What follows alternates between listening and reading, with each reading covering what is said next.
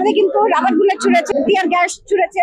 আমাদের অসংখ্য ভাই বোন তারা কিন্তু গুলিবিদ্ধ হয়েছে। চাকরিতে প্রবেশের বয়স 35 করার যৌক্তিক আন্দোলন নিয়ে আমরা মাঠে এসেছি এবং এটা কিন্তু শুধুমাত্র আজকে যে আমরা রাজপথে আসছি তা কিন্তু না, আমরা কিন্তু অনেকদিন এটাকে দীর্ঘ 12 বছর ধরে আমরা এই দাবি আন্দোলন এটা কিন্তু চালিয়ে যাচ্ছি। এবং আপনি একটু যদি নজর দেন তাহলে কিন্তু কোথাও কিন্তু আমাদের বিশৃঙ্খলাতে আপনারা চোখে দেখবেন না। আমরা কিন্তু শান্তিপূর্ণ ভাবে প্রতিটা সময় আমরা এই আন্দোলন চালিয়ে যাচ্ছি, কিন্তু আসলে একটা আন্দোলন কতদিন আসলে চালানো সম্ভব, কারণ আমাদেরও তো বয়স বাড়ছে। প্রত্যেকটা জায়গায় আপনি দেখছেন শুধুমাত্র যে সরকারি চাকরি তা কিন্তু না, আমরা আমাদের পড়াশোনা করতে করতে কিন্তু আমাদের অনেকটা সময় পার হয়ে গেছে।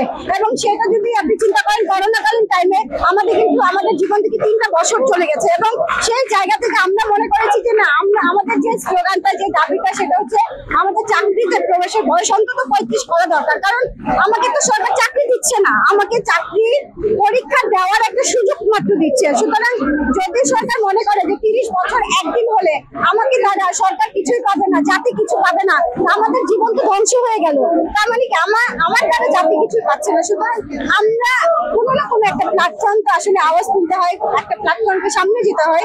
সুতরাং সেই জায়গা থেকে আমরা আসলে মনে করেছি যে আমাদের চাকরিতে প্রবেশের বয়স অর্থাৎ আমি যাতে অ্যাপ্লাই করতে পারি সেই জায়গাটা যাতে 35 করে দেওয়া উচিত। এবং সেই জায়গা থেকে আমরা এই মাসে কিন্তু আমাদের 3 থেকে 4টা কর্মসূচি হয়েছে এবং ঢাকা শহরে হয়েছে। আপনি দেখবেন সর্বোচ্চ আমাদের যে জনসমাগম হয়েছে 7 এবং 8 তারিখে, সেই জায়গাটায় কিন্তু আমরা শান্তিপূর্ণভাবে আমরা আমাদের আন্দোলন চালিয়ে গেছি এবং আমরা কখনোই কোনো বিশৃঙ্খলতার শিকার হতে দেইনি এবং জনগণের দুর্ভোগও কিন্তু আমরা করিনি। আপনি সেই জায়গা থেকে সরকারের কাছে আমাদের কিছু প্রকল্প অনুলিপি দেওয়া হয়েছে, আমাদের সমন্বয় টিম থেকে গিয়েছে এবং সরকারের জায়গা থেকে প্রতিনিধি দল আমাদের কাছ থেকে কিন্তু সময় নিয়েছে, তারা তাদেরকে এটা যাচাই বাছাই করার জন্য বিভিন্ন মন্ত্রণালয় থাকে। কারণ আপনারা জেনে থাকবেন যে একটা জিনিস শুধু আমরা অনুলিপি দিলাম সেটার প্রেক্ষিতেই যে তারা দাবি আদায় করে আমাদের প্রজ্ঞাপন জারি করবে তা কিন্তু না, এটা বিভিন্ন মন্ত্রণালয়ের কাজ, বিভিন্ন আইনের কাজ। সুতরাং সব জায়গা থেকে যখন যাচাই বাছাই করে আসবে এবং সেই জায়গা থেকে কিন্তু আমরা আমাদের যৌক্তিক দাবিটা আদায় করতে পারবো। এবং আমরা কিন্তু 21 তারিখে আপনারা দেখেছেন যে সরকারের পক্ষ থেকে আমরা যখন আন্দোলন করেছি এবং সেই মানে সরকারের জায়গা থেকে কিন্তু আমাদের কোনো রেসপন্স করেনি এবং বরঞ্চ তারা রেসপন্স না করে আমাদের কিন্তু আমাদের যে প্রশাসন আছে সেটা দিয়ে কিন্তু আমাদের বাধা সৃষ্টি করেছে এবং আমাদের কিন্তু লাঠিসোঁটা করেছে। এবং ওই জায়গা থেকে কিন্তু আমরা সারা 64টা ডিস্ট্রিক্টে আপনি জেনে থাকবেন যে শুধুমাত্র ঢাকায় কিন্তু আমরা এই আন্দোলনটা করছি না, 64টা ডিস্ট্রিক্টে আলাদা আলাদা করে আমরা সেই কার্যক্রম করছি। এবং আজকে 30 তারিখ মহাসমাবেশের আয়োজন করেছি এবং ঢাকা শহরের 64টা ডিস্ট্রিক্ট থেকে আমাদের সেই আন্দোলনে শরিক হয়েছে সবাই এবং এটা কিন্তু আমাদের ছাত্র সমাজ থেকে এসছে।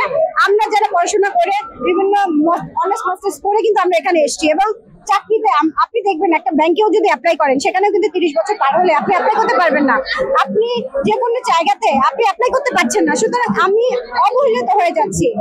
এই জন্য আমরা আজকে যখন সকালবেলা আমরা চাইনি জনদুর্ভোগ করতে, আমরা কিন্তু সকালবেলা রাজপথ কিন্তু দখল করিনি, আমরা শান্তিপূর্ণভাবে আমাদের জাদুঘরের সামনে অবস্থান নিয়েছিলাম এবং আমাদের এই জায়গা থেকে আমরা এখানে নিয়েছি যেহেতু উপদেষ্টার কাছে আমরা বারবার পৌঁছানোর চেষ্টা করেছি, সেই জায়গা থেকে আমরা কোনো প্রজ্ঞাপন দেয়নি। এবং আজকে আমরা যমুনার মুখে হয়েছি, আমরা অনেকবার অসংখ্যবার বাধার সম্মুখীন হয়েছি, পুলিশ আমাদের বাধা করেছে এবং ছত্রভঙ্গ দেওয়ার জন্য আমাদের কিন্তু রাবার বুলেট ছুড়েছে, টিয়ার গ্যাস ছুড়েছে। আমাদের অসংখ্য ভাই বোন তারা কিন্তু গুলিবিদ্ধ হয়েছে এবং কিছু আমাদের হসপিটালে আছে। আপনারা দেখবেন সারাদিন কিন্তু এখানে অনশন করে আমরা বসে আছি। আমরা কিন্তু এর আগে চেষ্টা করেছি কিন্তু সেই জায়গা থেকেও কিন্তু আমরা মার খেয়ে চলে এসেছি। আমরা যে দমে ছিলাম তা কিন্তু না, কিন্তু এখন আমরা একটা স্বাধীনতা জায়গা থেকে আমরা কিন্তু এই যে আপনি চিন্তা করবেন কয়দিন হলো আমরা কিন্তু একটা সরকারকে হাঁটিয়ে আরেকটা সরকার কিন্তু এসছে, তত্ত্বাবধায়ক সরকার। এবং আমরা জানি এই ব্যবস্থা শুধু আমাদের দেশে না, উনি সারা বিশ্বের মধ্যে একটা আইডল পার্সন এবং উনি বাংলাদেশের জন্য যথেষ্ট মানে মানসিকতা আছে মানুষের জন্য কিছু করার। এবং সেই অর্থে এবং ছাত্র জনতার থেকে কিন্তু 2 জন প্রতিনিধি আমাদের ওখানে আছে এবং আসিফ নজরুল স্যার যথেষ্ট সম্মান করি তাদেরকে, আমরা প্রশাসনকে যথেষ্ট সম্মান করি, সেজন্য কিন্তু আমরা শান্তিপূর্ণভাবে আমাদের অনশন করছি। কিন্তু আমরা ওখান থেকে কি পেয়েছি, যখন আগে সরকার ছিল সেই সরকার থেকেও কিন্তু আমরা গুলিবিদ্ধ হয়েছি এবং হাজার ভাই বোন আমাদের মারা গিয়েছে। আজকেও কিন্তু আমাদের উপরে সেই সমাজ থেকে সেই জায়গা থেকে প্রশাসন থেকে কিন্তু আমাদের গুলিবিদ্ধ করেছে, আমাদের টিয়ার গ্যাস ছুড়েছে এবং আমি এখন পর্যন্ত কিন্তু আমার কানে শুনছি না।